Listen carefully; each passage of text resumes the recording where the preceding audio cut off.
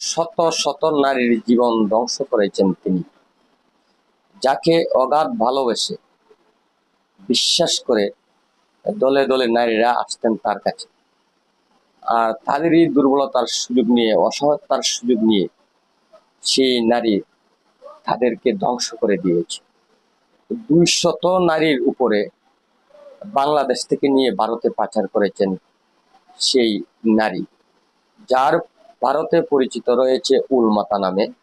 বাংলাদেশে তার পরিচয় হলো বাবু আয়ান জুথি নামে। সেই বাংলাদেশ থেকে শত শত নারীকে ধোঁকা দিয়ে, সরলতার সুযোগ নিয়ে 200-রও উপরে নারী ভারতে পাচার করেছেন। মুম্বাইয়ের পুলিশ প্রশাসন তাকে গ্রেপ্তার করেছেন। গ্রেপ্তার করার পরেই কিন্তু সবকিছুর সামনে আসতে শুরু করেছে। উনি ভুয়া সার্টিফিকেট, জালিয়াতি করে ভারতে বসবাস করছেন, এমনকি তাদেরকে যৌন কর্মী করতেও বাধ্য করেছে। আরো যে কত কিছু না করেছে একমাত্র সেই বাবু আয়ান জুথি বলতে পারবেন।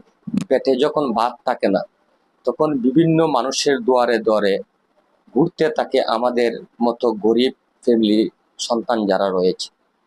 একটু সুখের আশায়, ভালোবাসার আশায়, সুখে থাকার আশায় অগাধ বিশ্বাস করে সেই জুথিকে তারা টাকা পয়সা এবং ভারতে পাড়ি জমিয়েছিলেন।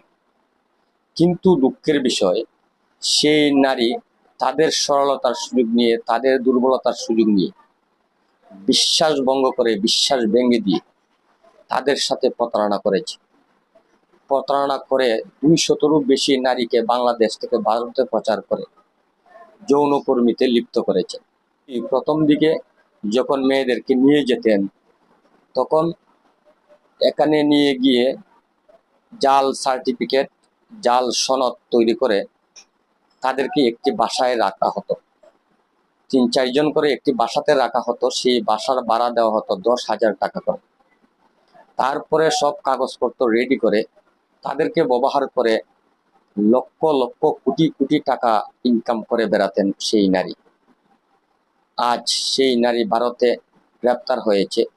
মুম্বাইয়ের পুলিশ প্রশাসনের কাছে উনি স্বীকারোক্তি দিয়েছেন উনি বাংলাদেশ থেকে 200-রও বেশি নারী ভারতে আনছে। তাই সুপ্রিয় দর্শক, ওই নারীর কাছ থেকে অবশ্যই সতর্ক থাকবেন। ওই ধরনের নারী যারা রয়েছেন, একটু অবস্থাটা দেখেন যে নারী লক্ষ কোটি কোটি টাকার মালিক হয়েছেন এবং প্রাসাদ গড়ে তুলেছেন।